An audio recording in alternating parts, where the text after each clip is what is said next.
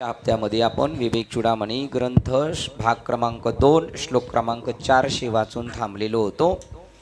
त्याच्या हा भाग क्रमांक 2 मधला 66 क्रमांकाचं धडा आहे. प्रकरण आहे नानत्व बाद. नानत्व बाद. नानत्व म्हणजे काय? वेगवेगळं दिसणारं, वेगवेगळं. त्यांना पाणी द्या, सिनलकरांना पाणी द्या. नानत्व बाद है की नाही.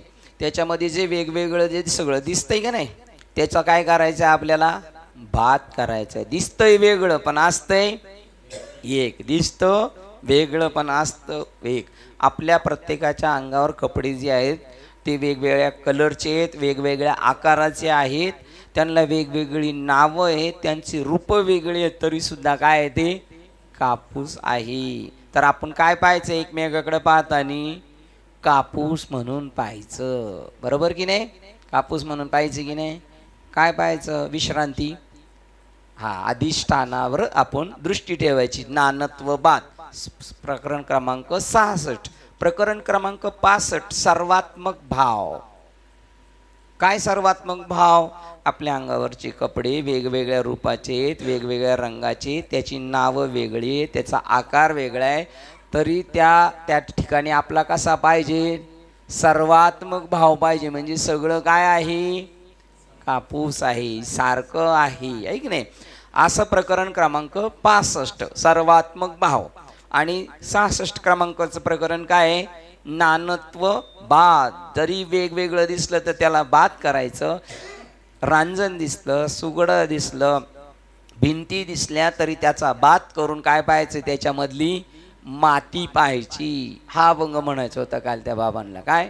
एकच धागा नाना परी कपडे चोळी आणि लुगडे जगामध्ये ब्रह्म दिसे उघडे. म्हणजे सर्वात्मक भाव ठेवायचा.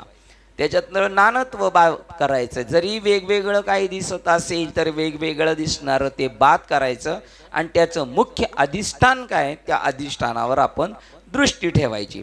त्या नानत्व बाद मधले 2 श्लोक झाले होते, 98, 99 आणि 400. तर ते 3 श्लोक फक्त वाचून आपण पुढे जाऊ. नानत्व बाद कसं करायचं? आपल्या आत्मतत्वाच्या ठिकाणी आरोपित झालेल्या सर्व आभासरूपी वस्तूंचा निराश झाला म्हणजे जीव स्वतः पूर्ण अद्वय अक्रिय असे परब्रह्म म्हणून. इको नाही ना? नाही ना? आहे थोडा एक वर आहे का? ठीक आहे, असू द्या मग, थोडा चालेल. काय? आपल्या आत्मतत्वाच्या ठिकाणी आरोपित केलेल्या सर्व आभासरूप वस्तूंना आपल्या आत्मस्वरूपाच्या ठिकाणी काय आरोपित केलेलं आहे? यांचं नाव काय आहे? हे कोण आहेत? यांचं नाव काय आहे? शिनलकर यांचं नाव माहिती आहे का तुम्हाला? अरुण बाबा. हा त्यांच्यावर काय केलेला आहे? आरोप आहे. मग ते कोण आहेत? मुख्य काय आहे ते? ब्रह्मचैतन्य. असं नानत्व बाद करायचे. वेगवेगळं जरी दिसलं तरी पाहायचे काय? एक, आहे की नाही? आपल्या आत्मतत्वाच्या ठिकाणी आरोपित असलेल्या सर्व आभासरूपी वस्तूंचा निराश. मी काळा आहे, मी गोरा आहे, मी उंच आहे, मी ठेंगणा आहे, मी श्रीमंत आहे, मी गरीब आहे, मी अमुक जातीचा आहे, मी अमुक पंथाचा आहे, मी अमुक व्यवसाय करतोय, हे सगळं बाद करून त्याचं जे मूळ अधिष्ठान आहे आत्मा, याच्यावर दृष्टी ठेवायची. याच्या व्यतिरिक्त सगळे जे आहेत ते तुमच्यावर काय केलेले आहेत?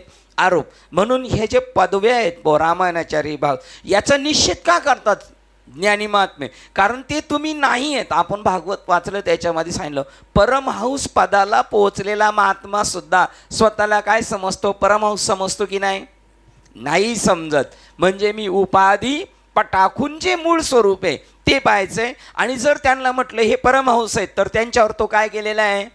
आरोप केलेला आहे की नाही? आभास रूप वस्तूंचा निराश झाला म्हणजे जीव स्वतःच पूर्ण. आणि हे एकदा डोक्यात बसलं का तो स्वतः सीमित असलेला जीव, अपूर्ण असलेला जीव काय होणार? पूर्ण होणार, अद्वय होणार. त्याच्या दृष्टीने जगात 2 वस्तू दिसणारच नाहीत. अक्रिय. त्याची सर्व क्रिया कशी असणार? अक्रिय. तो क्रिया करणार, दिसणार, पण तरी सुद्धा तो कसा असणार? अक्रिय. असे परब्रह्म म्हणून तुम्हाला आपल्याला या जगतात जगायचंय. तर त्याचं नाव आहे नानत्व भाव. श्लोक क्रमांक 398. आता श्लोक क्रमांक 399 वाचतोय.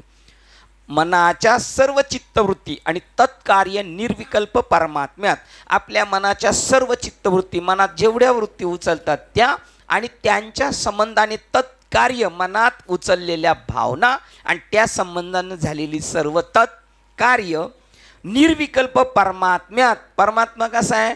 निर्विकल्प आहे. त्याच्यात ब्रह्मात विलीन झाल्या असताना तेव्हा हे विलक्षण जगत विषयिक विकल्प दिसत नाही.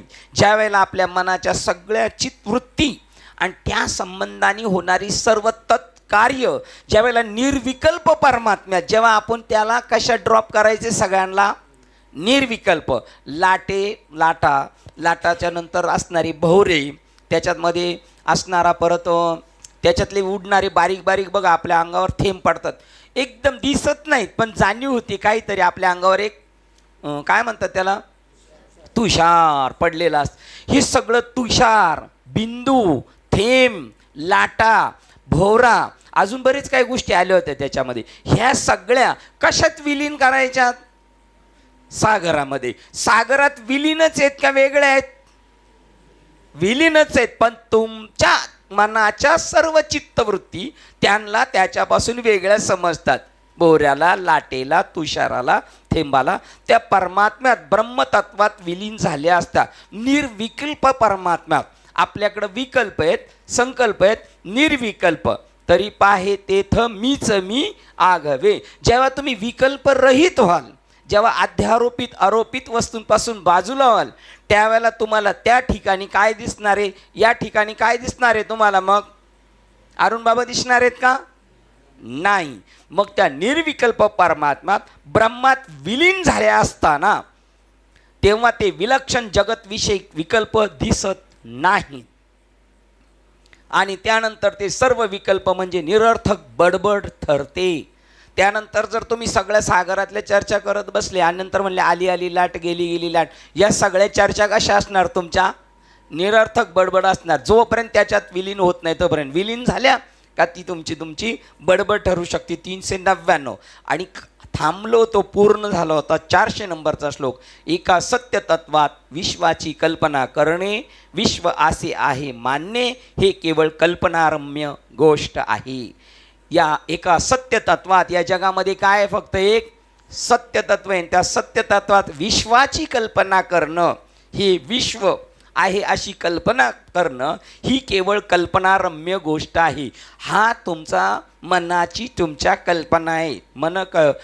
कल्पनेची सासू तिचा बहुतची जाचू, देह भाव ठेवून पायी ब्रह्मपदी नाचू. मग त्यावेळेला तुम्हाला जर जगत दिसतंय तर त्या तुमच्या काय आहेत? कल्पना आहेत. त्याच्यामध्ये म्हणतात कल्पना मुद्दल जाय,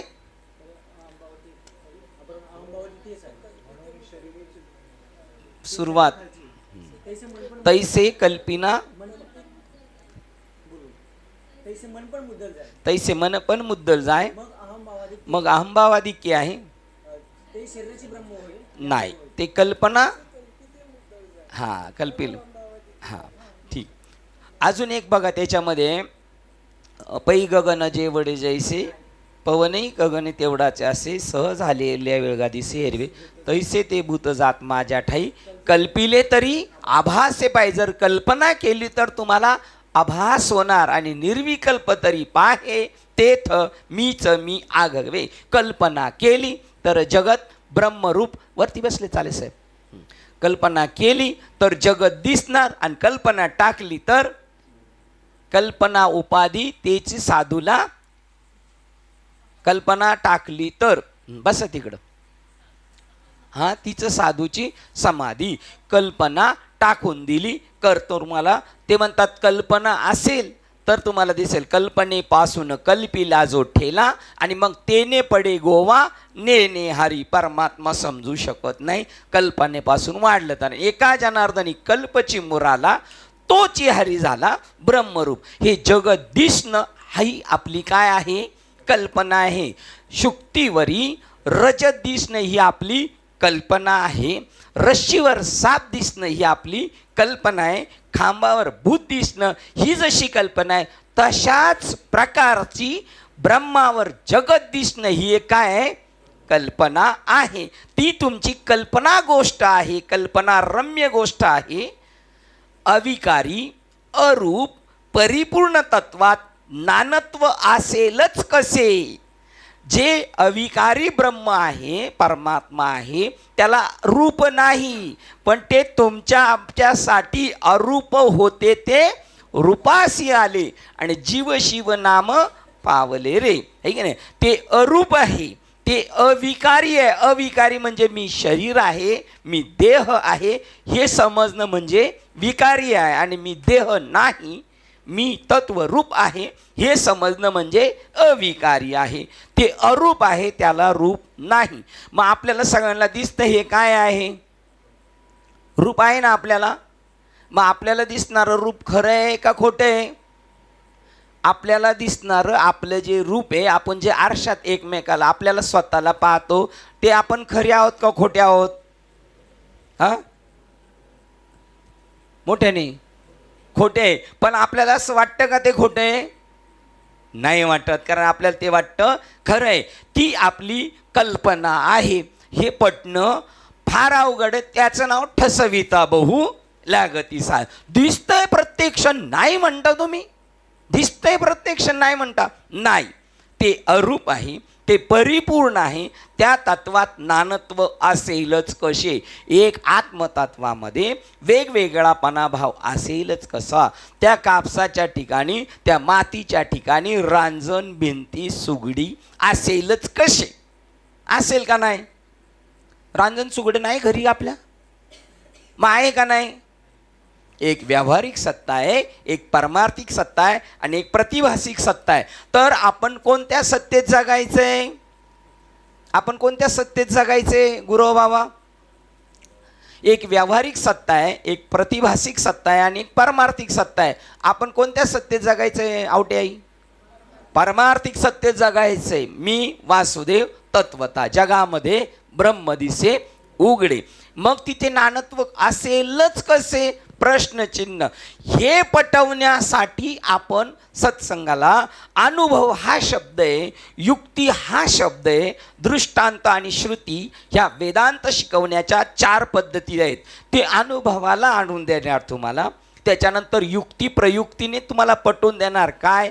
नानत्वाचा बाद आहे, नानत्व आहेच नाही.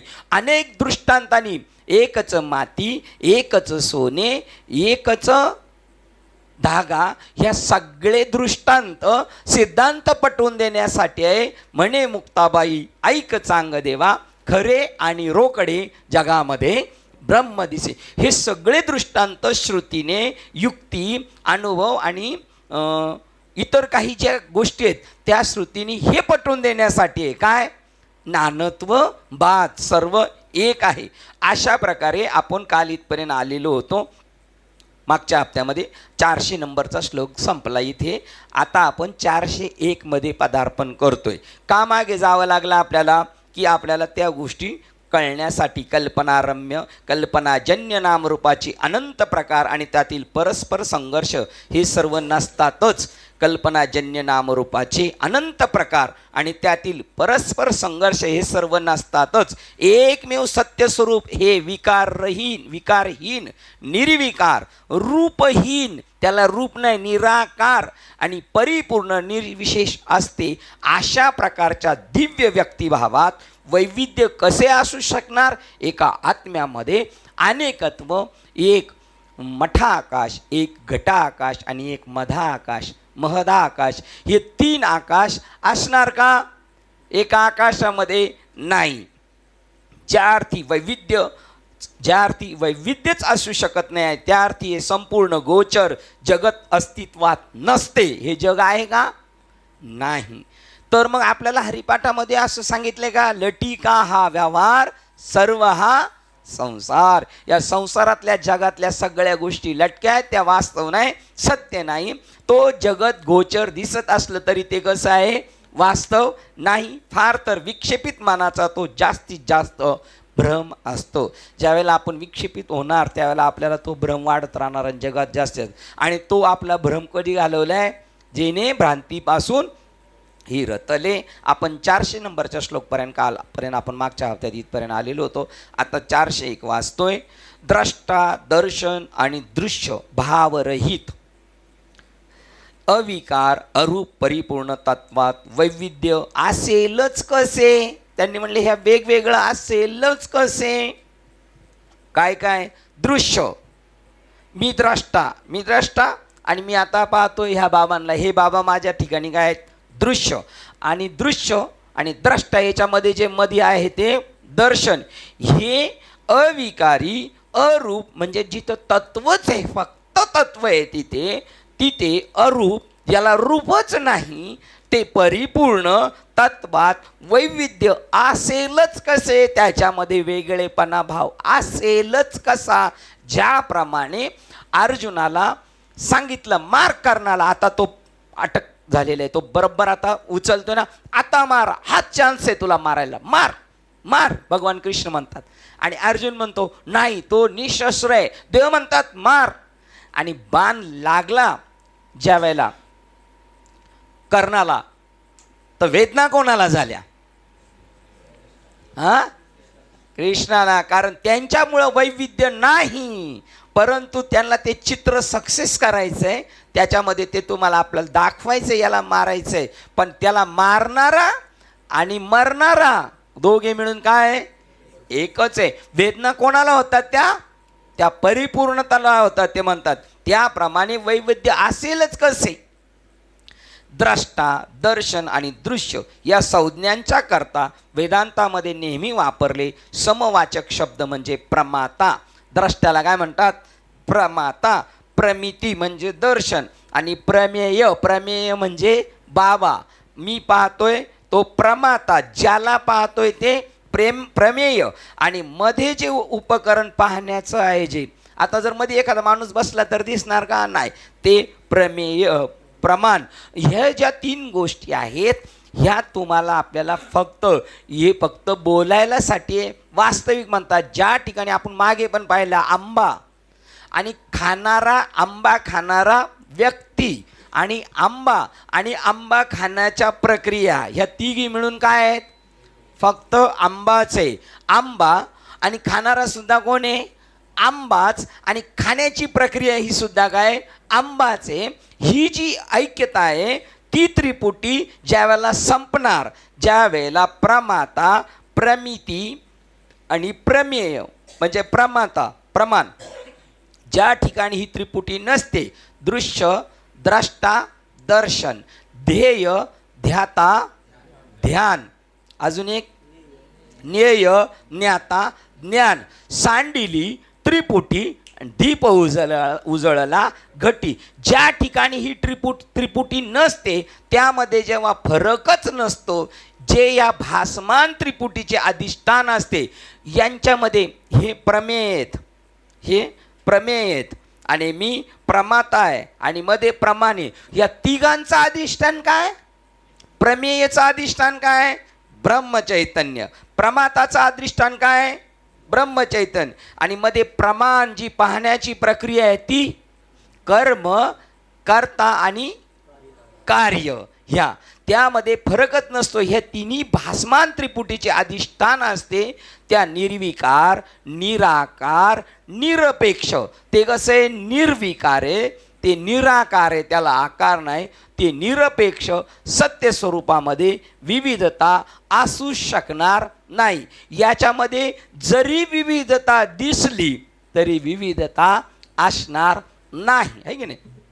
आता आपण देशाच्या संबंधाने बोलतो का? विविधतेने नटलेल्या परंपरेचा पायीक होण्याची पात्रता माझ्या अंगी यावी, म्हणून मी सदैव प्रयत्न करेल. इथे आपण सगळं विविधतेने नटलेलं ब्रह्म एकत्व पाहण्याचा मी सतत प्रयत्न करीन, आहे की नाही? श्लोक क्रमांक 402. कल्पांताच्या वेळेच्या महासागराप्रमाणे अत्यंत परिपूर्ण, तसेच निर्विकल्प, निराकार आणि निशेष असा त्या परब्रह्माच्या ठिकाणी भेद कोठून असणार, तिथे भेद राहणार नाही, तिथे सर्व आभास राहणार, अभेद राहणार. कल्पांताच्या वेळेच्या महासागराप्रमाणे, कल्पांताच्या वेळेच्या महासागराप्रमाणे म्हणजे कधी? कल्पांताच्या वेळेच्या महासागराप्रमाणे. आता महासागर किती आहेत? हां, सप्तसागर आहेत ना, आहे की नाही? सागर आहेत का नाही? मग महासागर म्हणजे कोणता? महासागर म्हणजे कोणता साहेब? तुम्हाला सांगताच आलं पाहिजे. बरोबर, अब्रह्मापर्यंत, म्हणजे तुम्हाला दिसतंय तिथपर्यंत सगळं पाणीच पाणी, सगळं पाणीच पाणी. त्यावेळेला तुम्ही शोधायला गेली, गंगा नदी फार पवित्र आहे उत्तर भारतमधली, आणि ती शोधायला गेलं भेटणार की नाही? भेटणार की नाही? त्या स्पॉटला गेल्यानंतर हे काही नाही. ते म्हणतात बघा, महाप्रलय प्रसंगी ज्या वेळेला काय होतं, प्रलय होतो त्यावेळेला आग लागते, आग, ग्रीष्म, असं ऊन पडतं इतकं ना का ते पेटलंच जातं डायरेक्ट. त्याच्यानंतर ती पेटलेली भूमी पूर्ण जळून खाक झाली पाहिजे, असा कोणता काना कोपरा राहिला नाही पाहिजे. त्याच्यासाठी सोसाट्याचा वारा सुटतो, म्हणजे जिथं पोचला नाही अग्नी तिथं त्याला पोचवतो, सगळं जळून राख करून टाकतं पार.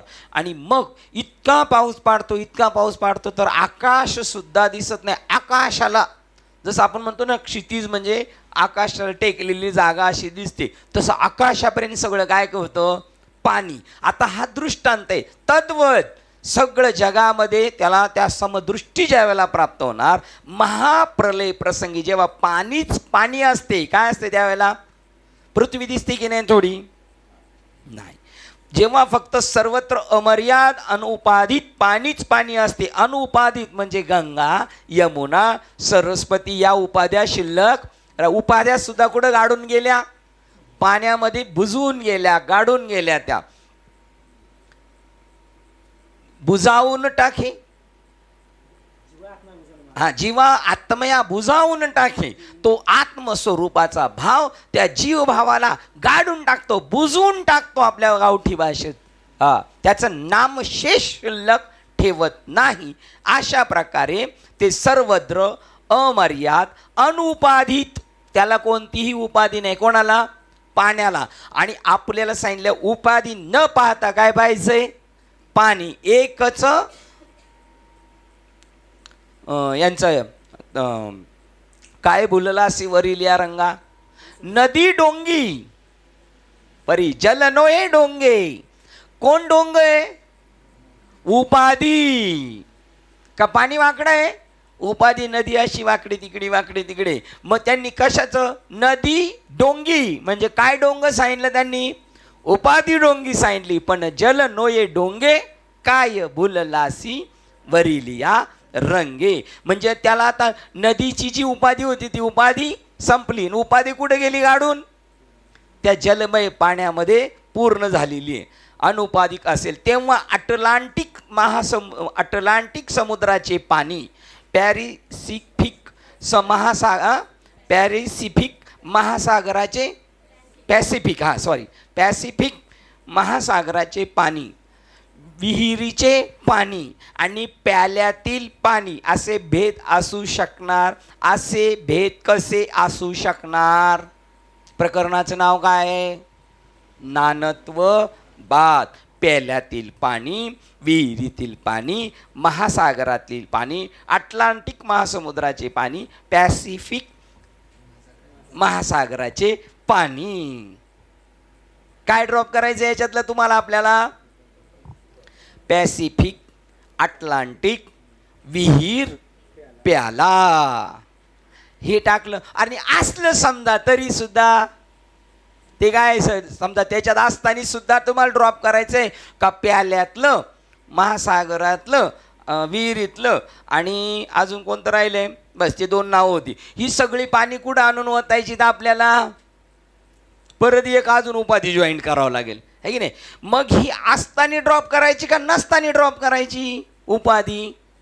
प्याल्यात पाणी असताना, महासागरात पाणी असताना, विहिरीतलं पाणी असताना, नदीचं पाणी असताना काय पाहिजे आपल्याला? त्याच्यातली पाणी प्यायचंय, त्यावेळेला आपल्याला काय ड्रॉप करायचंय? नदीतल्या पाण्यातलं फक्त पाणी प्यायचं, नदी ड्रॉप करायची. प्याल्यातल्या पाण्याला पाणी प्यायचं, प्याला ड्रॉप करायचा आहे. महासागर, अटलांटिक महासागराचं त्याचं आकार जो आहे त्याची उपाधी टाकून काय पाहिजे? फक्त का ते सगळं उपाधी बाद केलं पाहिजे का उपाधीत असताना पाहिजे? ते संत तुकादेव उपाधीत असताना उपाधी वेगळे आहेत का उपाधीत नसताना? उपाधीत असताना उपाधी वेगळे आहेत. कशात तुम्ही? उपाधीत. उपाधी वेगळे, तुम्ही निर्विकार. असं आपण आहोत का असे देव होते, असे बाबा होते का असे आपण आहोत? असे आपण आहोत असा आपला भाव झाला पाहिजे मरायच्या अगोदर. आता आपण मरणार आहेत की नाही? नाही, पण आता हे असं म्हणावं लागतं. असं त्यावेळेला महाप्रलय प्रसंगी जेव्हा पाणीच पाणी असते तेव्हा फक्त सर्वत्र अमर्याद अनुपाधिक पाणीच पाणी असेल तेव्हा अटलांटिक समुद्राचे पाणी, पॅसिफिक महासागराचे पाणी, विहिरीचे पाणी, प्याल्यातील पाणी असे भेद कसे असू शकणार? असणार नाही असं प्रश्न कसे असू शकणार? आणि प्रकरणाचं नाव काय आहे? नानत्व बाद. दिसणारा वेगवेगळापणा बाद करणं. त्या परम सर्वव्यापी ते तत्व कसं आहे? परम सर्वव्यापी. आणि आपण कसे आहोत? ते तत्व कसं आहे? परम सर्वव्यापी आहोत. आणि आपण कसे आहोत? आपण सीमित आहोत. आता तुमच्या दोघांना जर शेजारी शेजारी उभं केलं तर तुम्ही सारखे आहेत असं आम्हाला वाटेल का? वाटणार का? हे नाही सारखे वाटणार. काय यांच्यातला भेद पहिला दिसणार आपल्याला? उंचीचा भेद दिसणार, आकाराचा दिसणार, ज्ञानाचा दिसणार, पगाराचा दिसणार, सगळं दिसणार की नाही आपल्याला? मग सर्वव्यापी. मग आपण कसे आहेत सगळे? आपण सगळे कसे आहोत? सर्वव्यापी. मी नसे ऐसा. हे कोण बोलतंय? मी नसे ऐसा कौन उठावं असे? आत्मा बोलतोय. म्हणजे कोण बोलतंय? म्हणजे कोण बोलतंय? कुठं कोण बोलतंय? म्हणजे आपण स्वतः बोलतोय. भगवान कृष्ण बोलतात. आता हा भाग नाही आहे की नाही? ते परम सर्वव्यापी सत्य स्वरूपात निर्विकार. आपल्यामध्ये विकार आहेत? नाहीत. निराकार. आपल्याला आकार आहे? आपल्या नाकातल्या आकाशाला, प्रकाशाला, वायूला आकार आहे का? मग आपण ते आहोत का हे दिसतोय हे आहोत? ते आहोत आहे ना. पण आपली दृष्टी कुठे आहे?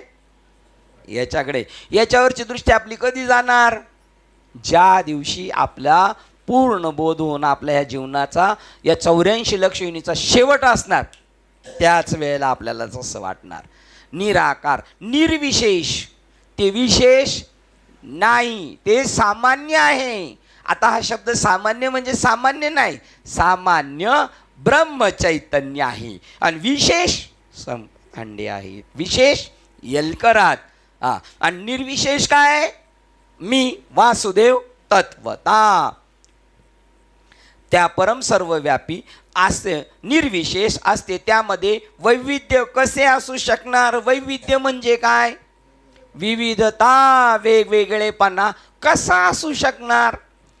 या अँगलला गेलो ना आपण, या अँगलला, तरच जात, वीत, गोत, कुळ, शीळ याच्यावर मात करू शकतो. कधी? या स्पॉटला जाऊ तेव्हा. या स्पॉटला नाही तोपर्यंत चर्चा करत बसायचं नाही. तोपर्यंत जातीत राहायचं, गोत्रात राहायचं, वित्तात राहायचं, काळ्या गोऱ्या भावात राहायचं, आंतेज ब्राह्मण याच्यात राहायचं. त्यांनी वाहू घ्या त्या गोष्टी बोलूच नये. त्यांनी आपण आपलं तेच एकतर कंटिन्यू ठेवायचं आहे की नाही? सुषुप्ती अवस्थेत बघा, आपण जेव्हा गाढ निद्रेत असतो त्यावेळेला आपल्या डोक्याच्या भोवती उशाला काळा साप बसलेला आहे का, इकडून उर्वशी बसलेली आहे, किंवा सगळं बिल्डिंग पेटलेली आहे, झोपडी, ही आपल्याला माहिती आहे? नाही. त्यावेळेला आपलं गाव आपल्याला आठवतं का? नाही. त्यावेळेला आपली जात, पंथ, धर्म आठवतो? पैसा? सुषुप्ती अवस्थेमध्ये जगत असत नाही. सुषुप्ती अवस्थेमध्ये जगत असत नाही.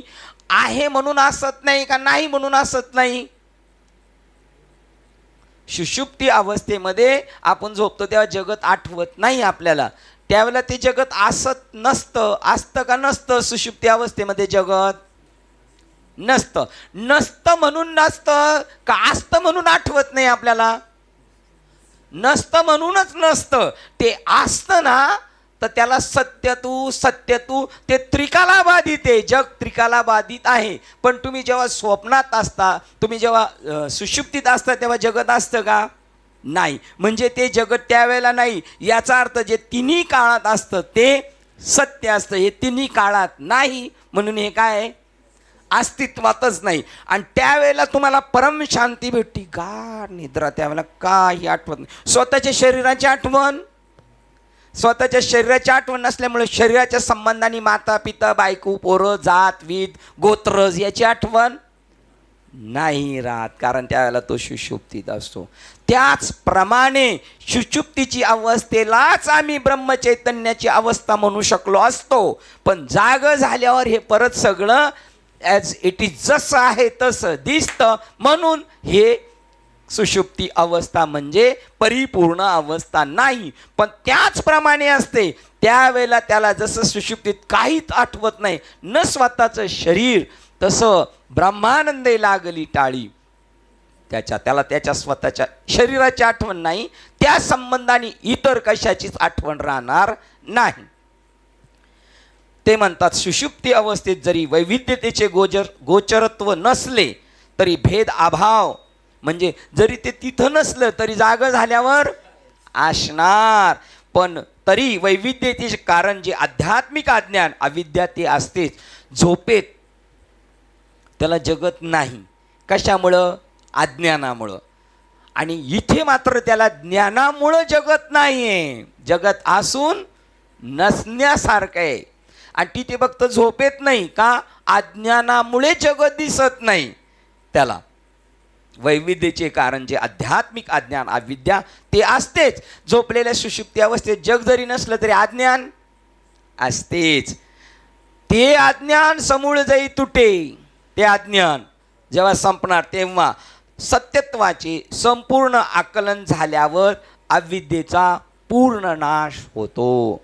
खऱ्या स्वरूपाची जाग आल्यानंतर अज्ञानाची अवस्था शिल्लक राहत नाही. आपण पाहिलं स्वामी विवेकानंदांचे एक गुरुबंधू होते, ते विधेयी स्थितीत होते. विधेयी स्थितीतला नमुना त्या दिवशी तुम्ही 24 तारखेला रात्री 7 वाजता एक्झॅक्ट 7 वाजता पाहिलाय. असवायसा कोठे 8 विधेयी स्थितीतला नमुना 24 तारखेला 7 वाजता पाहिलाय. सांगा. विना उलटा घेऊन आली ती. आणि त्यांनी काय सांगितलं, आपण नामचिंतनामध्ये असल्यामुळं मला काही कळालं नाही. मला आणला देताना त्यांना कसा दिला होता? सरळ दिला होता. त्यांनी धरला कसा? उलटा. जर त्यांना गायकर बाबा सांगत नाही तर शेवटपर्यंत विना कसा असता? काका मला त्यावेळेला म्हणतात, अशी काही पद्धत असती का काही सिनियर लोकांची, काय माहिती म्हणले.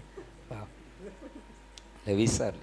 आणि त्यांना कोण सांगू शकतो? ते त्यांच्या रोज बसण्यातला उठण्यातला माणूसच सांगू शकत होता त्यावेळेला. बाकीच्यांनी सगळ्यांनी पाहिलं होतं, का नाही बोलले? तुम्ही नाही पाहिलं साहेब? जे गोरख जाधव बाबा आले ना कीर्तनाला, सुंदरतेन झालं, त्यांना विना दिला. त्यांना दिल्यानंतर डेऱ्याचा भाग खाली आहे ना, त्यांनी डेऱ्याचा भाग वर केला आणि असे कमीत कमी 1 मिनटं तरी गदा घेतो सारखं असे होते. तेव्हा गायकर बाबा म्हणले, विना उलटा घेतलाय उलटा. पण त्यांच्यावर कोणताच परिणाम झाला नाही. आपल्यावर लगेच परिणाम झाला असता. अरे ते म्हणले मी विधेयी स्थितीत आहे बघा. नाही तर त्यांनी त्याचा खुलासा पण केला. त्यावेळेला ते म्हणतात संपूर्ण आकलन झाल्यावर अविद्येचा पूर्ण नाश होतो. हे पुढील श्लोकात स्पष्ट केले आहे. श्लोक क्रमांक 403. तेजामध्ये जेव्हा अंधकार विलीन होतो, कशामध्ये? ह्या खोलीतला अंधार कुठे गेला? ट्यूबलाईटमध्ये गेला. बघा दिसतं असं, ज्यावेळेला तुमचं एखादं टीव्हीचं बटन ऑटोमॅटिक लाईट जाते तेव्हा काय होतं माहिती आहे का? तो बिंदू असा खेचून त्याच्यात जातो आणि लाईट चालू केल्यानंतर परत तसा येतो. अज्ञान जिथून झालं होतं त्याच्यात विलीन झालं.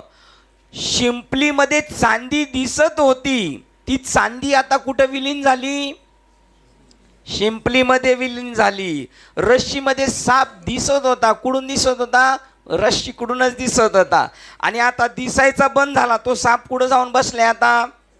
रश्शीमध्ये. आता रश्शीमध्ये बसलाय आहे ना तो? आहे आहे म्हणतात, आहे म्हणून बसलाय.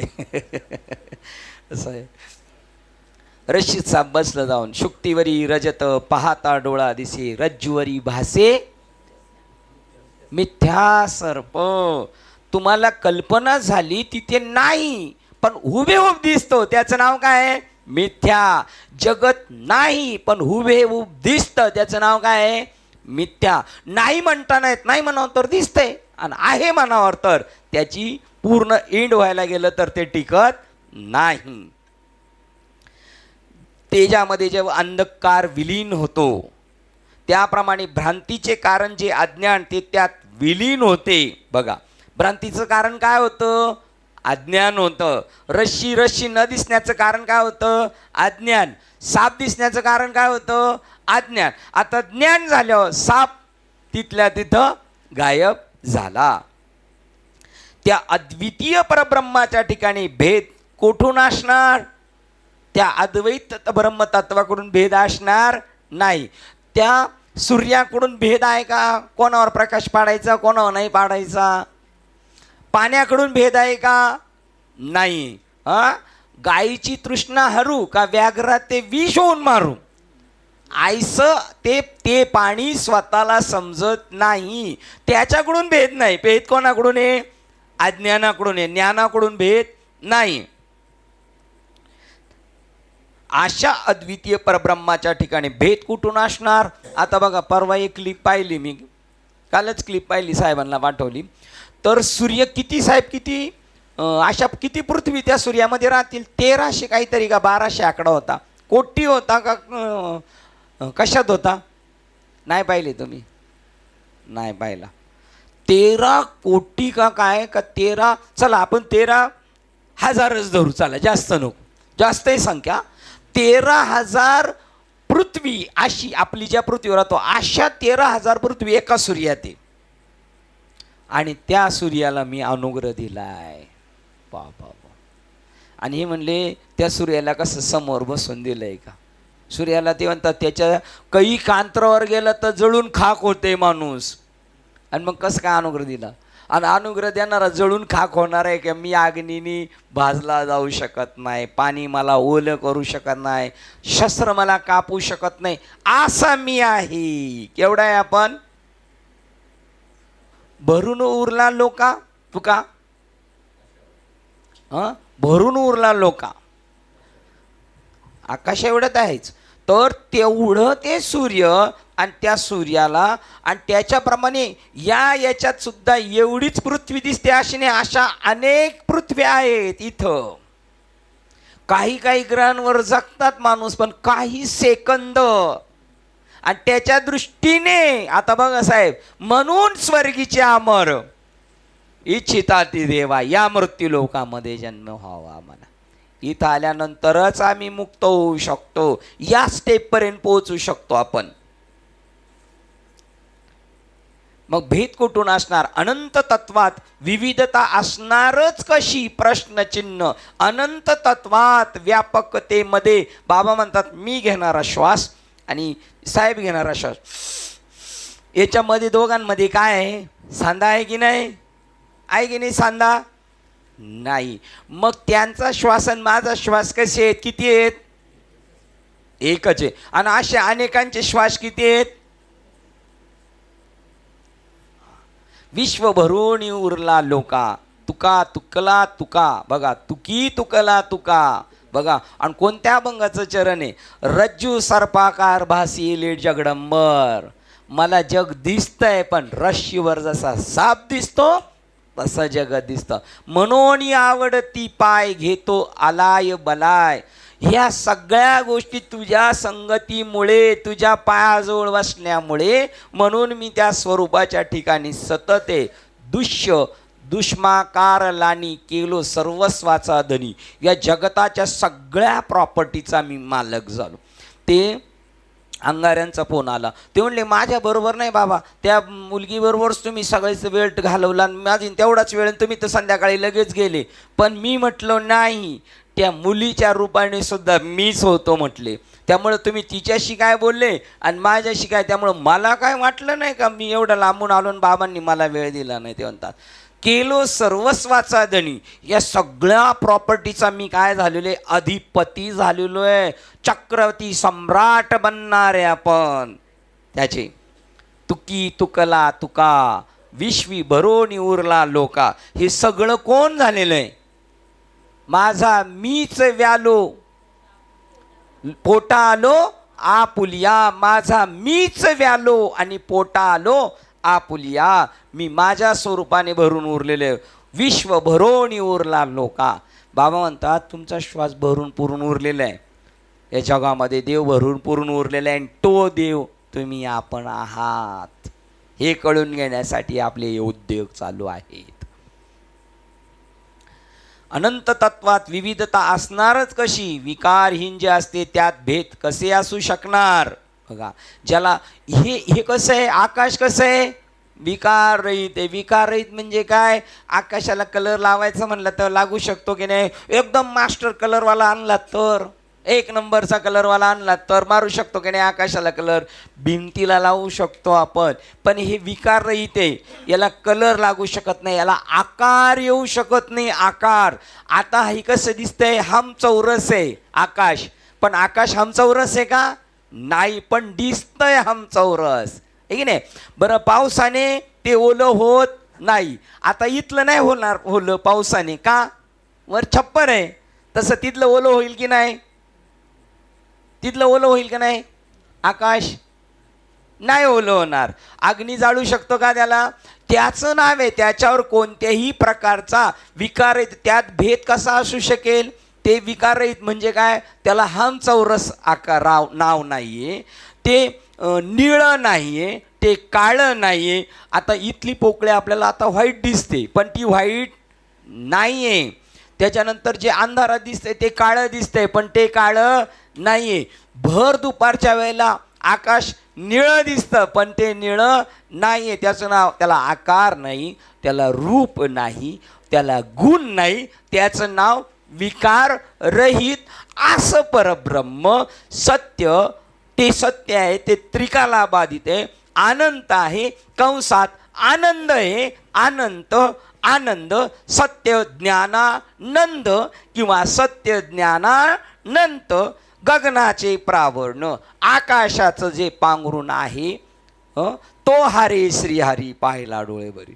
देवाचं स्वरूप कसं आहे, नाही, सत्य ज्ञानानंत, गगनाचे प्रावर्ण, नाही त्याला रूप वर्ण गुण तेथे, तो हरे श्रीहरी पाहिला डोळे बरी. आकाशाला ज्याचं पांघरून आहे, आकाश किती मोठे, आपल्याला पांघरून पाहिजे, आता यांना पांघरून पाहिजे, प्रवीणला पांघरून पाहिजे, कमीत कमी यांच्या साईजपेक्षा किती 1.5 पट तरी पाहिजे.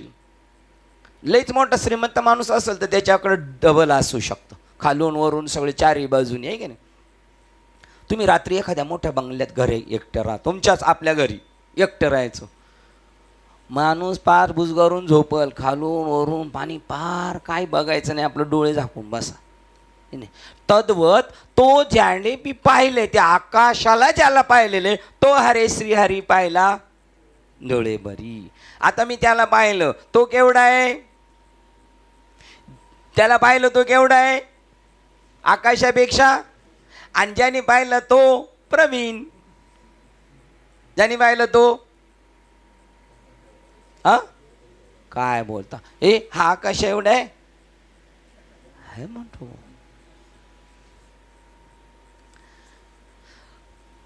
त्याचं नाव विकार रहित जे असते, त्यात भेद कसे असू शकणार, अरूपामध्ये भेद कसे असणार. अरूप आपल्याला काय, सगळ्यांना रूप आहे, आपल्याला काय सगळ्यांना नाम आहे. आपलं नाम आणि रूप जर वजा केलं तर आपण ब्रह्म आहोत, आणि नाम आणि रूपावर जर ठाम असू तर आपण कसे आहोत, मग माणूसच, मग माणूसच. अरूपामध्ये ज्याला रूप नाही अशात भेद कसे असणार? परिपूर्ण विशेषतात वैविध्य कसे असणार? जे पूर्ण आहे, पूर्ण. त्या पूर्णामध्ये दोन भाग केले तर ते दोन भाग आता कसे झाले? वेगवेगळे. आता आकाश पूर्ण आहे आणि ह्या चार भिंतीच्या आतला आकाश कसं आहे? अपूर्ण आहे का? हे चौकोनी आहे ते मोठं आहे. पूर्ण आहे का अपूर्ण आहे शिंदे? हे पण पूर्ण आहे, ते आकाश एवढे आहे. मग बरोबर आहे. या लेवलने तुका तुकी उरला आणि भरून उरला लोका. तुका तुकी तुकला आणि भरून उरला विश्व, भरून उरला लोका. ती सर्व अशक्य प्राय स्वप्ने होत. ती सगळी काय आहेत? स्वप्ने आहेत. अशक्य प्राय म्हणजे हे कधीच वेगवेगळं असू शकत नाही ना. असंच सकलत असलं तरी ती स्वप्न आहेत. ती स्वप्न कधी अस्तित्वात असू शकत नाही. आणि हे जेव्हा आपल्या बाबांनी डोक्याला तूप लावलं ना त्यावेळेला काय म्हणले ते? पडीला विसर स्वप्ना माझी. तर मला एक म्हटला की मला एक जण म्हणला का मला दुसरा म्हटलाय तुला प्रबोध देऊन उपयोगाचा झाला नाही कारण तुझं चिंतन झालं नाही. मला एक जण म्हणला, त्याला एक जण म्हटलंय म्हणतो की तुला चिंतन झालेलं नसल्यामुळे तुला प्रबोध देऊन फायदा झाला नाही. ज्या सर्व नामरूपाचे वैशिष्ट्यपूर्ण जग बनलेले असते. जग कशाने बनलेले? नावाने आणि रूपाने. ती त्या परिपूर्णत्वात लय पावतात. अदृश्यतेचं झाले काही ते होतं, पण ते आता कसं झालं? मी जे पाहत होतो ते कशात? आता मी जो तुषार पाहत होतो, जी लाट पाहत होतो, जो थेंब पाहत होता आणि जो समुद्र पाहत होता, आणि हे सगळं आता त्या अब्रह्मापर्यंतचे पाणीच पाणी झालं. त्याच्यामध्ये हे सगळं काय झालं? विलीन झालं. ज्ञानेश्वरीमध्ये सांगितलं ही मक्का विकली त्याचे पैसे गल्ल्यात वेगळे, आंबा विकला त्याची, सफरचंद विकले त्याचे, चिकू विकले याचे. चिकूचं किती मुद्दल होती? मुद्दल एवढी, भांडवल एवढं होतं. आता एवढ्यातून एवढा फायदा आला, ठीक आहे. याच्यातून मुद्दल एवढी होती, आंब्यातून एवढा फायदा झाला. परत सफरचंदमधून एवढे, मकेतून एवढे. आता मकेचा फायदा, चिक्कूचा फायदा, सफरचंदचा फायदा ना आंब्याचा फायदा. हे सगळ्या रकमा घरी गेल्यावर कपाटामध्ये वेगवेगळे बंडल लिहून ठेवायचे. आंब्याचा फायदा, चिकूचा फायदा, मकेचा फायदा. ह्या सगळ्या रकमा काय झाल्या? संध्याकाळी घरी गेल्यावर एक झाल्या.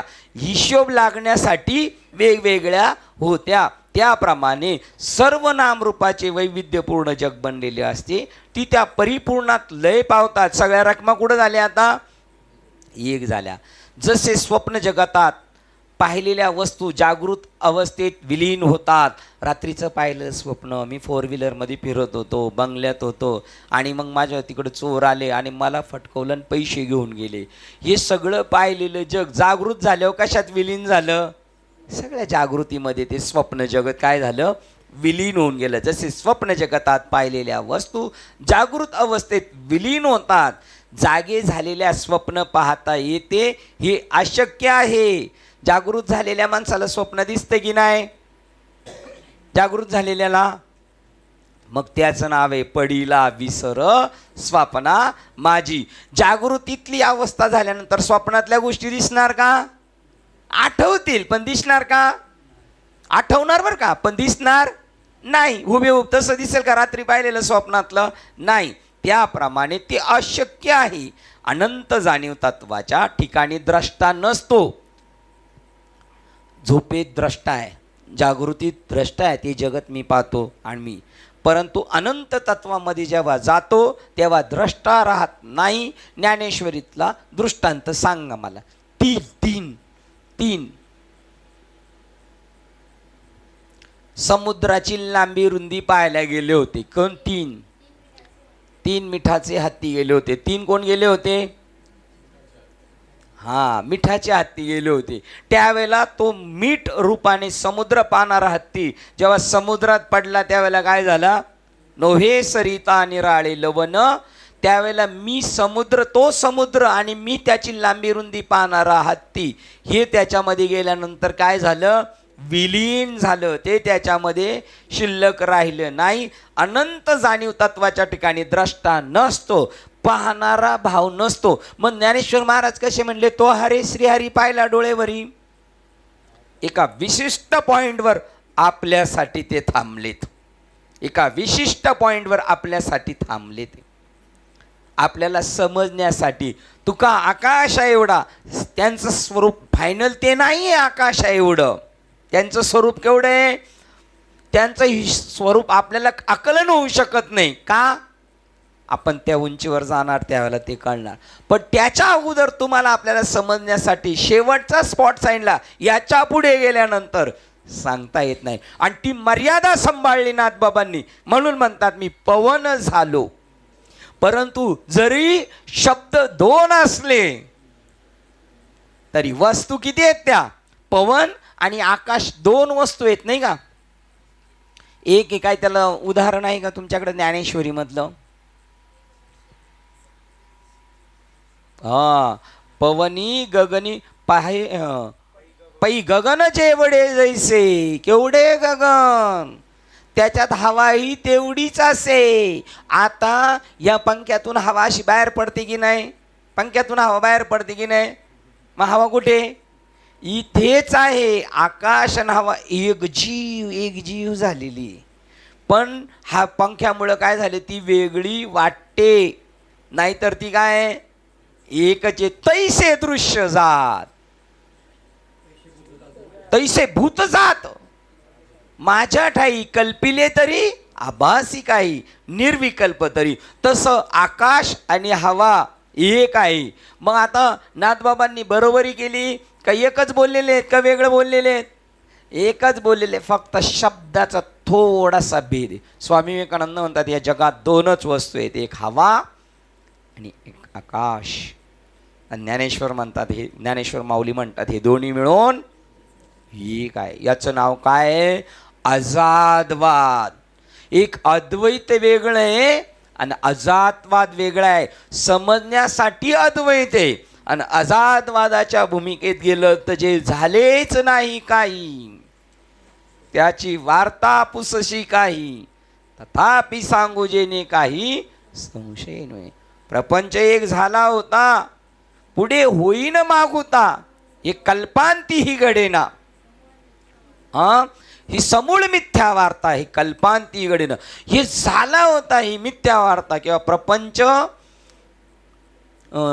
रक्त पीत श्वेत नील कृष्ण बाबा, त्या न झाला प्रपंच आहे परब्रह्म. कधी? अहम, आपला जो अहम आहे ना, आपला अहमच सोम आहे. त्या अहमला जागृत करायचं आपल्याला. हा बेगडी स्वरूपाचा अहम आहे आपला. मी कीर्तनकार, मी प्रवचनकार, मी इंजिनियर, माझं आडनाव असं, माझं नाव हे, हा बेगडी स्वरूपाचा आहे. त्याच्या खालचा जो अहंकार आहे, निजवृत्ती काढी, निजवृत्ती सुटणार. आपल्या अंगाऱ्यांचा फोन आला होता.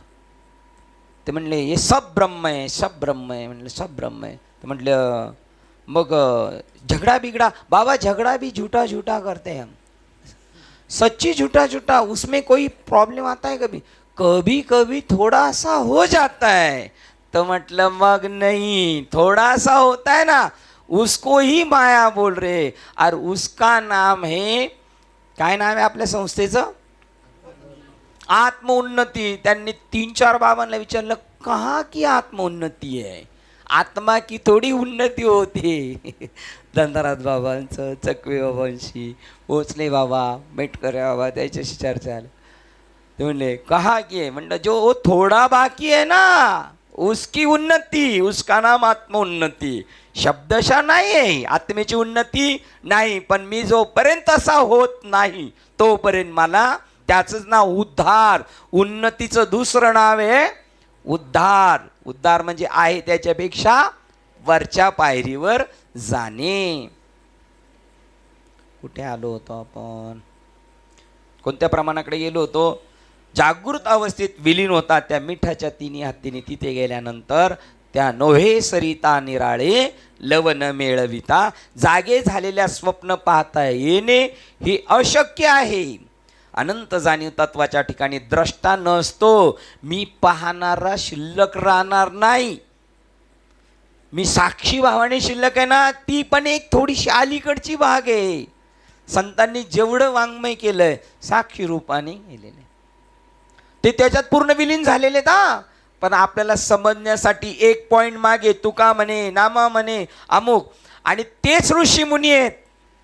ते स्वतःकडे म्हणे म्हणत नाहीत आणि हे स्वतःकडे म्हणे म्हणतात. हे सुद्धा तसेच आहेत, ते त्यांच्याकडे घेत नाही. अशक्य. अनंत जाणी तत्वाच्या ठिकाणी द्रष्टा नसतो. ना भावना, ना विचारक, ना भावक. भावना ज्याच्या निर्माण होतात अंतःकरणात त्याचं नाव भावक.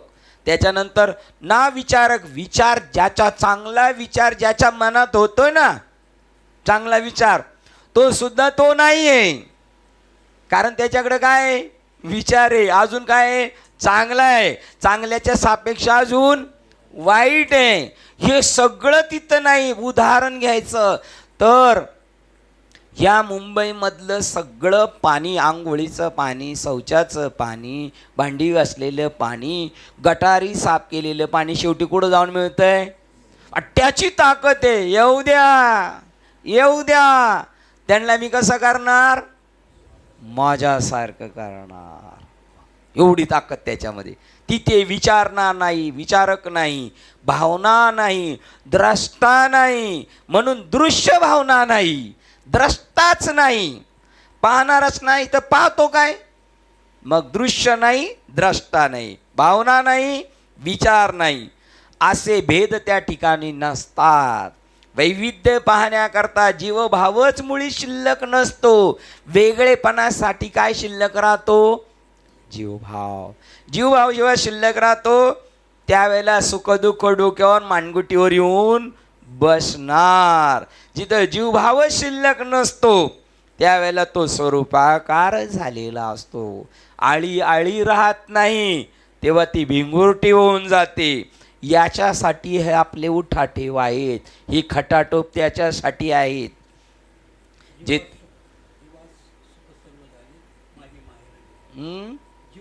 जीवा सुख सर्व झाले, माझे माहेर भेटले. कारण माहेर का म्हटलेले? माहेर का म्हणतात? जिथून उगम झाला त्या उगमामध्ये मी पुन्हा विलीन झालो. बाबा एक वाक्य विचारतात, भीमाशंकर नदीचा उगम कुठून आहे? आंबेगाव जिल्ह्यात आहे ना भीमाशंकर, का खेडमध्ये? खेडमध्ये. मग तुम्हीच उत्तर सांगायचं. समुद्रामधून. भीमाशंकरचा उगम कुठे आहे? समुद्रामधून. आणि इंड कुठे आहे तिचा?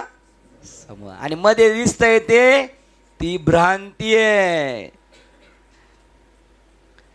वैविध्य पाहण्याकरता जीवभावच मुळी तेथे शिल्लक नसतो. जेथे जीवभावाचा शेवट झालेला असतो तेथे वैविध्यचे गोचरत्व नष्ट झाले पाहिजे. ज्यावेळेला जीवभावाचा शेवट होतो त्यावेळेला वेगवेगळं दिसणं संपलं जातं. आणि जिथं जीवभाव शिल्लक आहे तिथं सगळं वेगवेगळं दिसणारच.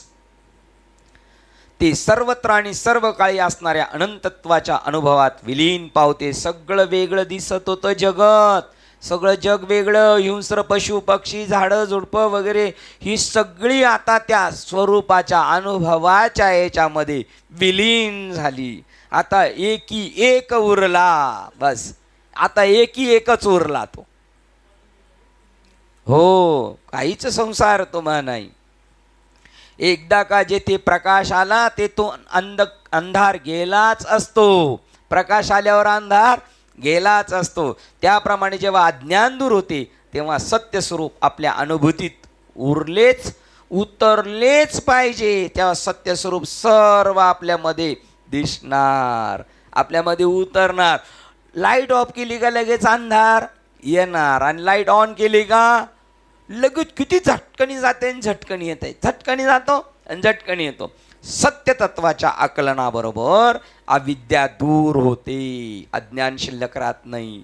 परम अद्वय निर्विशेष सत्य स्वरूपात केव्हाही वैविध्य आसूच कसे शकणार? परम अद्वय निर्विशेष सत्य स्वरूपात केव्हाही वैविध्य असूच कसे शकणार. प्रकरणाचं नाव काय आहे? वैविध्य नानत्व बाद. नानत्व वेगवेगळं दिसते, त्याचा काय बाद. त्याच्यासाठी दृष्टांत कोणता दिला? सगळं पाणी वेगवेगळ्या समुद्राचं, विहिरीचं, पेल्यातलं अब्रह्मापर्यंत जेव्हा पाऊसच पाऊस पडतो त्यावेळेला काही भेद राहत नाही, अशी अनुभूती आहे. आयशे स्वयंभू जोडल्या पूर्ण ब्रह्म, तेथे स्त्री पुरुष हे मिथ्या ज्ञान. दृश्याचे दृश्य, दृश्याचे दृश्य पण भोग्य भोगते पण असे ना. भोग्य भोगते पण असे ना एक.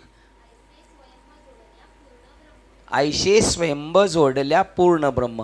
असं जर झालं तर परिपूर्ण ब्रह्म झालं. भोग्य भोगता भोग्य. त्याच्या अलीकडची टूक उलटी. दृश्याचे दृश्य पण, दृश्य त्याचे दृश्य पण. त्याच्या अलीकडची स्त्री पुरुष हे मिथ्या ज्ञान. त्याच्या अलीकडचं आयसे स्वयंभ जोडल्या पूर्ण ब्रह्म. ज्यावेळेला हा सगळा भेद निघून जाणार त्यावेळेला पूर्ण. एकनाथी भागवत. बापरे छान, सरळ बी सांगता येते तिला. आता आपल्याला उलट नाही सांगता यायचं.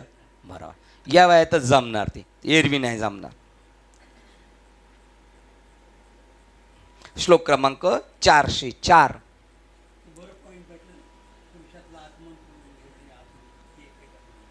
दोन आहेत, एक आहे पक्क. ओके.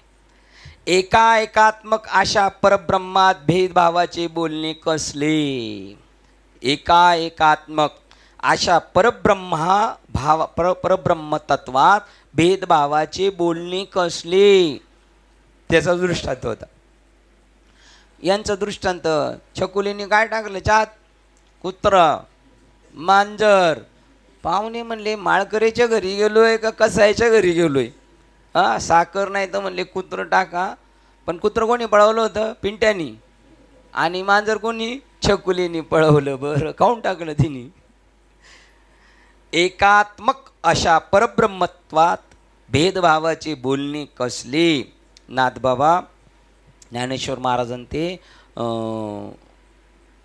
काय घालतात ते, तीर्थयात्रेवरून आल्या जेवण, गवांदी का काय म्हणतात त्याला? हां, मावंदी. ते हां, माऊंद आहे ना. सगळे फिरून आल्यानंतर जेवायला बसले नामदेव महाराजांच्या घरी. आणि जेवत असताना सगळे पंक्तीला बसल्यानंतर ज्ञानेश्वर महाराज म्हणतात, हे कुठे गेले? चोखा मेळा. ते तिकडं. मी बरा आहे इथं, मी बरा आहे. अजून डोक्यातलं गेलं नाही? या इथं बसा. कारण ते म्हणले सगळे ब्राह्मणांच्या पंक्ती बसल्यात, आपण कशाला त्याच्यात जायचं. भेदभावाचे बोलणे कसले. आनंददायी गाढ सुख निद्रेत असताना कोणाच भेद आढळला आहे का? आनंददायी गाढ निद्रेत. ही झोप आहे ना, झोप ही सुद्धा मोक्ष आहे. ही छोटी मुक्ती आहे. आणि मृत्यूनंतर जो आत्मानुभूती ती व्यापक मुक्ती. ज्यावेळेला झोपतो आपण त्यावेळेला आपल्या सगळ्या या जगाचा विसर पडतो. त्यामुळे सकाळी फ्रेश होतो का? तो आनंद आत्मानंदाच्या संगतीत होता. पण त्यावेळेला त्याला त्याच्या डोक्यात काय आठवतं का? मी कुठे काय. आता आपण बघा, त्या दिवशी पंढरपूरमधून जाधव साहेबांचं कीर्तन निघाल्यानंतर जेजुरी कधी आली कळलंच नाही आपल्याला. त्यावेळेला गाडीवाल्याने गाडी ठोकली जरी असती तर आपल्याला. आणि जेजुरी आलं मी उठवतोय यांना, विनायक महाराजांना. नाही अजून आपल्याला आहो म्हणलं जेजुरीत आलो ते बघा लांबून गड दिसतोय. बरं, पाहुण्यांची खोलीवर नेहमी जातात. इथं नाही, पुढे नको म्हणले. आता थांबू. इथं थांबवल्यानंतर 3 राऊंड आम्ही मारले तिथं. ते म्हणतात सगळं बदलले. कशात होते ते? माझ्याबरोबर चालत होते तरी कसे होते ते? झोपेत होते. मग त्यावेळेला काही आपल्याला भीती वाटली. पण जागा आहे ना, ते घाबरतो बरं का. गाडी अशी झाली ना, त्याला वाटतं ठोकली बरं का, ठोकली.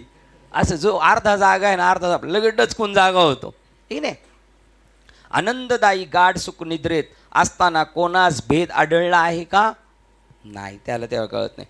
ड्रायव्हरला सुद्धा कळत नव्हता भेद. ड्रायव्हर गाडी चालवत होता ना, हा जागा होता पुढं, अजून कोण होता? वैष्णव होता. पण तो असं करायचा, परत असा करायचा, असं करायचा, मग परत असा हात करायचा तसा, कारण तो प्रयत्न करत होता कशासाठी, पण तो त्या गरगंड्यात येत होता. आम्ही पाहिलं तर नंतर एक ड्रायव्हर होता मागं, तो पुढे आला, म्हणला नाही याला आता थांबवलं पाहिजे. ते सूर्यवंशी नाही, आता हा पूर्ण जरी नाही म्हणला तरी आकाशाच्या आरी गेलाय, झोपेच्या पूर्ण. गाडी थांबवली तरी तो म्हणतो नाही मी झोपलो नव्हतो. अहो झोपेची वेळ मागे होती 4-5च्या दरम्यान, म्हणजे त्यावेळेला त्याला कशाचीच त्या झोपेच्या वेळेला आठवण नसती, गाडी चालवतो आणि मी ड्रायव्हर याची सुद्धा जाणीव नसते. ती अवस्था शुद्ध की ज्यामध्ये तिच्यात अन्य वस्तू असत नाही. जगात वावरत असताना ती वस्तू शुद्ध आहे, तिला शुद्ध म्हणतात. जगामध्ये त्याला वेगळेपणा दिसत नाही. त्या परम जी जाणीव अवस्थेत अनुभवक संभवत नाही. त्या परम जाणीव अवस्थेत अनुभवक संभवत नाही. मला अनुभव आला कोणाला? अनुभवकला. मी कोण आहे? अनुभवक. मला अनुभवक मी, आणि मला काय आलाय? अनुभव. ज्या वेळेला तो अनुभव येतो तेव्हा अनुभवक शिल्लक राहत नाही. अनुभव घेणाराच अनुभवाशी एकरूप होतो. त्यावेळेला अनुभवक नसल्यामुळे अनुभव सुद्धा संपला. संप्रदायाला काय पाहिजे? तुका म्हणे इथे अनुभवच प्रमाण तो एक पॉइंट आहे, त्या पॉइंटला आला ना त्याचं नाव आहे मोक्षरेखे आला. पण तुला तो पॉइंट ओलांडून पुढे जायचं आहे. तिथे राहिला तरी मोक्ष झाला का? मोक्षरेखे आला कोण? साधुबोध झाला. तो नुरोनी ठेला, त्याचं 3रं चरण आहे. मोक्षरेखे आलाय, मोक्षाच्या रेषेजवळ आलाय. आपण पाहिलं ना कबड्डी तू आलाय जवळ, एकदम त्या लाईन जवळ. आता आपण सगळे म्हणतो काय झालं, तसं 4 साधाने धरला, त्याला फरफटत ओढत नेला, त्या मोक्षाच्या बॉर्डरवर आला, पण मोक्षरूप झाला नाही. आणि त्याच्या पुढचं 4थं चरण आहे. 4थं चरण ज्ञान देवा गोडी संगती सज्जनी हरी दिसे जनी. हा हरिपाठ कोणासाठी बनवलाय? सामान्य लोकांना आकलन होण्यासाठी तिथपर्यंत जायचंय. ही भूमिका साधक सामान्य, आणि सिद्धची भूमिका त्याच्या पुढची. तिथं गेल्यानंतर तो एकार्णव झाला. म्हणून ज्ञानदेवानी कोणाची गोडी ठेवली? संगती. मग हरी दिसतो कुठे? जनात, वनात. कसा? बासरी घेऊन. आत्मतत्वी. हरी दिसे जनिवनी आत्मतत्वी. ती अवस्था शुद्ध की जिच्यामध्ये तिच्याहून अन्य वस्तू असू शकत नाही. म्हणजे वस्तू ही हा मोबाईल, ही वस्तू, आणि मी चांगला हँडल केला, हा माझा काय? अनुभव. आणि मी घेतलेला कोण? अनुभवक. याच्यामध्ये 2 पार्टी नाही, फक्त एक. ते म्हणतात ती अवस्था शुद्ध की जिच्यामध्ये अन्य वस्तू असत नाही. त्या परम जाणीव अवस्थेत अनुभवक संभवत नाही. ते सर्व एका अनंत जाणीव तत्वात लय पावतात. अनुभव सुद्धा संपला, संप्रदायातला अनुभव सुद्धा संपला. मला अनुभव आला. आता बोलतात का मोठे महात्मे आपले? नवीन आपल्याला कीर्तनाला बोलायचं, आपला अनुभव सांगायचा. आता आपला अनुभव सांगायचा म्हणजे आपण पहिले व्यावहारिक सांगायचो, मग परमार्थिक सांगायचो. आता सांगतात काय? ही जुनी माणसं सांगतात का? नाही सांगत, कारण अनुभवक शिल्लक नाही राहिला. बोला. अहम ब्रह्मास्मी अभिमान, तो हंस परमहंसाशी मान्य, तोही अभिमान. अहम ब्रह्मास्मी नव्हे शुद्ध ब्रह्मज्ञान. भागवत म्हण तो हंस आणि परमहंसाशी मान्य. करेक्ट, मस्त होय, पाठवून दे. बघा, हंस आणि परमहंसांना माहिती आहे. आता हे हंसरूपी ब्रह्म, हे मायारूपी शरीर घेऊन आले आपल्यासाठी बोध करायला. ते तसे नाहीत. पण त्यांनी हंसाचं रूप घेतलं. त्यांच्यावरची स्टेप कोणती आहे? जे परमहंस सरोवर सेविजे, परमहंस. पण तो अभिमान मान्य नाही, म्हणून मी परमहंस आहे हे सुद्धा त्याला विसरावं लागेल. त्यावेळेला तर तो कोण समजणार स्वतःला? मी हंस, परमहंस हे विसरायचं. मग तो स्वतःला काय समजणार? ज्याच्यातून हंस आला होता ते समजेल. हंस कशातून आला होता? हंसरूपी ब्रह्म, त्याने ते स्वरूप घेतलं होतं. तत्वी गुंतला म्हणे कोहम, विवेकी पाहता म्हणे सोहम, अनन्य होता अहम सोम मावळे. करेक्ट. विचार सा दासबोध. करेक्ट. बघा, एक मार्गस्थ आहेत आपण, त्याच्या पुढे त्याच्या पुढे त्याच्या पुढे त्याच्या पुढे इंड एकार्णव झाला तरंग बुडाला. करेक्ट. मस्त होय. कोणत्या इकडे आलो होतो? पलटी गेलं तर बाण इकडच्या बाणावर नाही, इकडे. हा, अवस्था अनंत जाणीव तत्वात लय पावतात. त्या परिस्थितीत क्षेत्र आणि क्षेत्रज्ञ एक होतात. त्या परिस्थितीत क्षेत्र आणि क्षेत्रज्ञ एक होतात. कोणत्या परिस्थितीत? जिथे दोन वस्तू असत नाही. मी अनुभव आणि अनुभवक ही वस्तू असू शकत नाही. त्या ठिकाणी भेद जाणू शकत नाही, कारण सगळं भेदात्मक जग तिथं लय पावलं. त्या परिस्थितीत क्षेत्र आणि क्षेत्रज्ञ एक होतात. आणि ज्ञानेश्वरी क्षेत्र क्षेत्रज्ञ योग. ज्ञानेश्वरी कोणासाठी आहे? साधकांसाठी. त्याच्यासाठी त्याला पहिलं तुम्हाला सांगते वेगळं निघा, त्या देहातून पहिलं बाजूला व्हा. पण राहा कशात?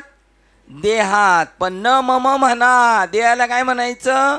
न मम, मी देह नव्हे. आणि मग क्षेत्र आणि क्षेत्रज्ञ एक होतात. म्हणजे आता क्षेत्र कशाला म्हटलेले? चंदूबाबा, क्षेत्र कशाला म्हटलेले? आणि क्षेत्रज्ञ आत्म्याला. आत्म्याला क्षेत्रज्ञ आणि शरीराला क्षेत्र. आता आपण शरीर आणि आत्मा वेगळे आहोत का नाही आई साहेब? आत्तापर्यंत आपण वेगळे होतो की नाही? कंसेताई, मान्यवर मामी, हा काय म्हणता सिनलकर? शब्बास. बघा, अनिर्णित सामना ह्या कोर्टात गेलो, केस सुटली आहे का नाही? क्षेत्र क्षेत्रज्ञ एक. पेढा आणि पेढ्यावाल्याने आकार दिलेत. गणपती आलो की त्याला काय केलं? पेढ्याचा मोदक आहे का नाही? आणि नंतर मुलगा झाला असेल तर आपण काय घेणार? त्याला माहीत नाही ना याला मुलगी झाली का मुलगा. मग त्याने काय केली? बर्फी बी केली, पेढा बी केला आणि मोदक केला. आता गणपतीला जर मंगळवारी आला तर हा काय घेऊन जाईल? मोदक येईल. मुलगा घेऊन आला तर मुलगा घेऊन जाईल. डोक्यात काय घेऊन आलाय तो? मुलगा म्हणल्यावर पेढा घेऊन जाईल. आणि मुलगी डोक्यात घेऊन आल्यावर बर्फी घेऊन जाईल. पण काय घेऊन गेला त्याला माहिती आहे ना? त्याला माहिती कसं येडा बनवला याला, हे का नाही? कारण याची दृष्टी कशावर आहे? पण मला काय द्यायचं आहे त्याला? मला पेढाच द्याय. त्याला काय द्यायचं? त्याला मूळ तत्व काय द्यायचं? खवाच द्यायचा आहे, त्याला मावाच द्यायचा आहे. तरी क्षेत्रज्ञ जसे आत्मा मोटका पैसे, मी देह ऐसे मूर्त करी. करेक्ट. क्षेत्रज्ञ क्षेत्राला स्वतःला काय समजतो? क्षेत्र समजतो. बरं, तो क्षेत्र समजला आता तरी तो कोण आहे? क्षेत्रज्ञच आहे. आणि हे कोण जाणतात? नाथबाबाचा हरिपाठ हे कोण जाणतं? क्षेत्र क्षेत्रज्ञ ते जाणता ती ज्ञानी एका जनार्दनी. आता जेवढे आहेत बाजारू ते सगळं जाणतात. ही क्षेत्र बी जाणतात आणि क्षेत्रज्ञ पण जाणतात. जाणतात ना? का ते काय जाणतात? क्षेत्र वेगळं जाणतात. आणि ज्या वेळेला क्षेत्र आणि क्षेत्रज्ञ होणार ना, तेव्हा तीर्थाला जे तुम्ही क्षेत्रतत्व दिलं आहे ते सुद्धा तुमच्या, पण तुम्ही जाणार पण तुम्हाला सांगतो, क्षेत्र आणि क्षेत्रज्ञ एक होतात, पण हे कोणाला सांगायचं नाही. कारण न सांगावे वर्म, आणि जगी असू द्यावा भ्रम. तो भ्रमात तेच बरं आहे, सांगायचं नाही. सांगतल्या गोष्टी न धरती जीवी. हो, ती 3 माकडं आहेत ना, 3 माकडं कोणती आहेत? आत गेली पाहिजे, बाहेर नाही आलं पाहिजे. पहा केवढा मोठा सिद्धांत सांगून गेले झटकनी, केवढा मोठा सिद्धांत. आणि आपल्या डोक्यात काय बसलेले? आता आपण मान हलवू, आपल्याला मान हलवायला किती वेळ लागते हो, मान हलवायला किती वेळ लागते. चांगल्या लोकांना तुमच्या डिपार्टमेंटमध्ये, म्हणजे खऱ्या नाही बरं का, पोलीसचे याच्यामध्ये पिक्चरमध्ये, चांगल्या माणसाला येडं करायचं असलं तरी त्याला काय देतात? शॉक. आणि वेड्याला शान करायचं असलं तरी काय ट्रीटमेंट आहे? शॉक. आता बंद झाली ना. ही तीच ट्रीटमेंट आहे आपल्याला तीच ट्रीटमेंट आहे. म्हणून शहाण्या झाल्याने परत तिकडं जायचं नाही, नाही तर काय होतं, तो येडा होणार. त्या परिस्थितीत क्षेत्र आणि क्षेत्रज्ञ एक होतात. सुषुप्तीमध्ये केवळ निव्वळ एकच सुखाचा अनुभव असतो. कोणत्या सुखाचा अनुभव असतो? मला छान झोप लागली, मला छान झोप लागली, मला छान झोप लागली, असा सुषुप्तीत अनुभव असते की नाही? का मी आणि झोप शिल्लक राहते का? त्यावेळेला झोप शिल्लक नाही आणि मी सुद्धा शिल्लक नाही. सुषुप्तीमध्ये केवळ एकच सुखाचा अनुभव असतो, झोप, बस. लहान मुलं आहेत ना, लहान मुलं, ती त्या सुखात असतात. ते मध्ये मध्ये हसतं. आपण त्याला काय हसायचं झालं? ते त्या सुखात असतं, त्याला ते सगळं कळत असतं त्या स्वरूपामध्ये. ते हसतं कोणाशी? देवाशी. आणि देवाने त्याच्याकडे पाहिलं नाही का, ते काय करतं? रडतं. आणि आईला वाटतं मी त्याला बराच वेळ पाहिलं नाही म्हणून रडते. आणि त्याच्यासाठी आई ही कोण आहे माहिती आहे का? ही पण ईश्वरच आहे त्याच्यासाठी. सुषुप्तीमध्ये केवळ निव्वळ एकच सुखाचा अनुभव असतो. कोणत्या सुखाचा काका? आत्मसुखाचा. आपल्याला रोज आत्मसुखाचा अनुभव घेतो, सगळे घेतात, रोज अनुभव होतो. सकाळी उठल्यावर कसं वाटतं? फ्रेश वाटतं. फ्रेश काय? फक्त चैतन्य. सुषुप्तीमध्ये मन आणि बुद्धी हे तात्पुरते कार्य प्रणव असत नाहीत. प्रणव असत नाही, तात्पुरते. प्रवण कुठे आलं? प्रवण. ते असंच होतं. आम्ही त्या मोटरसायकल असलो, बिबट्या काय ते प्रवण क्षेत्र का? बिबटा प्रवण क्षेत्र म्हणजे इथे कोण फिरतोय? तर आपण रात्री झोपेत असतो तेव्हा मन आणि बुद्धिरूपी बिबट्या तिथं फिरत नसतो. त्यामुळं आनंदात झोप. आणि तिथं ढिलेले असा तो झाडावर बसलेला आहे बिबट्या. आणि हे प्रवणच ना बाबा, प्रवण क्षेत्र म्हणजे इथे त्याचा वावर आहे. तिथे भीतीदायक, पटकन निघून जा. लवकर कळत नाही तुम्हाला, सगळ्या गोष्टी सांगतो. आम्ही एकदा एक्सप्रेस हायवेने येत होतो, तर तिथे बोगद्याच्या बाहेर बोर्ड लिहिलं होता, बोगद्यातून लवकर पास व्हा, बोगद्यातून लवकर पास व्हा. तर आम्ही विनायक गाडी चालवते, त्यांना म्हणलं का तुमच्या पप्पांना? ते म्हणले का सांगितलं लवकर पास व्हा? ते म्हणले कधी काळी बोगदा पडल सांगता येत नाही. आता त्याच्यासाठी बोगद्यातून पास लवकर व्हा. हसून पोट दुखायची पाळी आली. तर ते म्हणले मग काय? आणि ते कोण आहेत? रोज गाडी चालवतात ना. मग आता तुम्ही सांगा बरं, का बरं बोगद्यातून लवकर पास व्हा? अंधारात दिसणार नाही कोणी, ठोकेल आपल्याला नाही. अजून एक कारण, ऑक्सिजनचा तिथे तुटवडा असतो मध्य, मग पटकन निघून जा असं आहे त्याचं. आता इथे आपल्या डोक्यातच नाही काय ऑक्सिजनचं, काय आपल्या डोक्यातच नाही. आपल्या डोक्यात काय बोगदा आपल्या डोक्यात पडल, ऑक्सिजन बंद डायरेक्ट, ठीक आहे नाही. म्हणून हे कळणं अवघड. यांनी आल्या विचारलं होतं, म्हणले मी काय पाहतो रोज? उपनिषद गंगा पहा, सगळे उपनिषद गंगा 20-20 मिनिटाच्याच क्लिप आहेत. ते म्हणले त्याच्यामध्ये सांगितलं शास्त्र वासना, देह वासना आणि अजून एक लोक वासना. तर ते म्हणले शास्त्र वासना, ही आपली शास्त्र वासना आहे. हे मुलींनी पाठ केले ही शास्त्र वासना आहे. कीर्तन प्रवचन ही शास्त्र वासना आहे. शास्त्र समजून घेण्यासाठी वाचतोय आपण.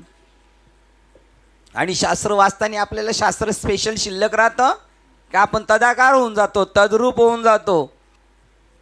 सुषुप्तीमध्ये केवळ निव्वळ एकच सुखाचा अनुभव असतो. सुषुप्तीमध्ये मन आणि बुद्धी हे तात्पुरते कार्य प्रवण असत नाहीत, म्हणून भेद करताच येत नाही. त्यावेळेला मन बी नसतं आणि बुद्धी पण नसते, त्यामुळे भेद नाही. आणि मन आणि बुद्धी शांत झाली का मग त्या सुखाचा भेद वार्ता कुठची.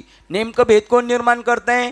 म्हणून अर्जुना समत्व चित्ताचे तेच सार योगाचे जे ते मन आणि बुद्धीचे ऐक्याती. मन आणि बुद्धी संपली, स्टॉप झाली, त्या तत्वात विलीन झाली का मग शांतीचा अनुभव आहे.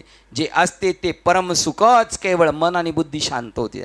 त्यामध्ये अन्यपणा नसतोच, वेगळेपणा नसतोच. जे ते मन आणि बुद्धी याच्या अतीत अशी कायमची अवस्था प्राप्त झालेली असती. बघा, जे ते मन आणि बुद्धीच्या अतीत त्याच्या पलीकडं अशी कायमची अवस्था प्राप्त झालेली असती. त्या ठिकाणी अनंत सत्य स्वरूपात विविधता असणारच कशी. प्रकरणाचं नाव काय आहे. नानत्व बाद. वेगवेगळं काय त्याचं बाद करायचं आहे. का बरं राहत नाही भूमिका विविधता का राहत नाही. त्याच्याकडं स्वतःची शरीर बुद्धी नसते. शरीर मन आणि बुद्धी या ज्ञानोपकरणाच्या द्वारा दृश्य भावना आणि विचार या जगताचा अन्वयर्थ लावला जातो. हे वेगवेगळे दाखवले जातात. शरीरापासून पाहिलं तर दृश्य दिसणार, मी शरीर. मग माझ्या मनाने पाहिलं तर मला काय दिसणार, माझ्या अंतःकरणात भावना निर्माण होणार. आणि बुद्धीकडून पाहिलं तर काय निर्माण होणार, विचारधारा निर्माण होणार. म्हणून शरीरच नाही, मनच नाही, बुद्धीच नाही. मग या ज्ञान उपकरणाच्या द्वारा दृश्य भावना विचार जगताचा अन्वयर्थ लावला जातो. ज्या ठिकाणी शरीर नाही, मन नाही, बुद्धी नसतील तेथे दृश्य भावना विचाराचे जगत असणार नाही. आता दिसतंय ना आपल्याला, जगत दिसतंय ना, कसर आहे. श्लोक क्रमांक 405 वाचून थांबूया, बघूया तरी पण. परब्रह्मत्वाचा साक्षात्कार झाल्यानंतर सदात्मरूप आणि निर्विकार अशा ब्रह्माच्या ठिकाणी विश्व म्हणून काहीच नसते.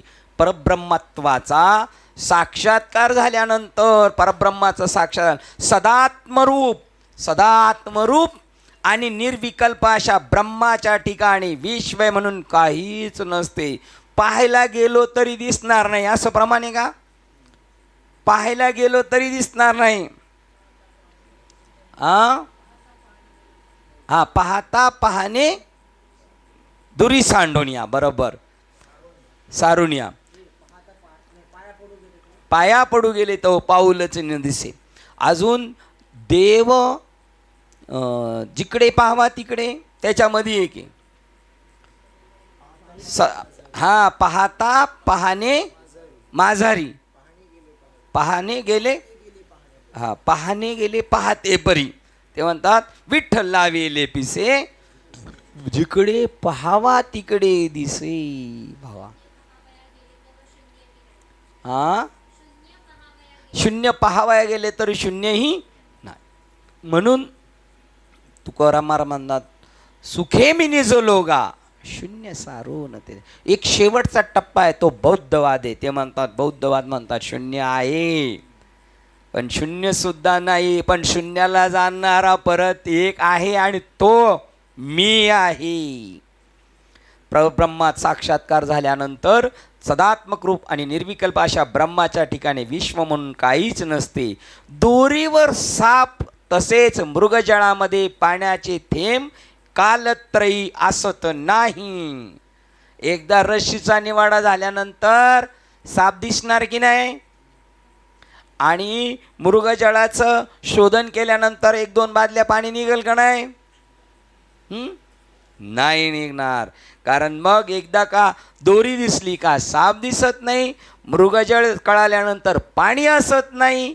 तसं जेव्हा आत्म्याचा साक्षात्कार होतो तेव्हा जगत हा भाव शिल्लक राहत नाही. 405ला थांबूया. फक्त श्लोक वाचलाय म्हणजे आपल्याला 400 ते 401 ते 404ला आपण थांबतोय. विवेक चुडामणी ग्रंथ विवेक चुडामणी झालेली सेवा हृदयस्थ सद्गुरू सच्चिदानंद श्रीपाद बाबा रामदास बाबा अधिष्ठान जो विवेक चुडामणी तसेच संत मालिका तसेच तुम्हा संत वृंदांच्या चरणावर सेवा समर्पित करून सेवेला इथे पूर्ण विराम.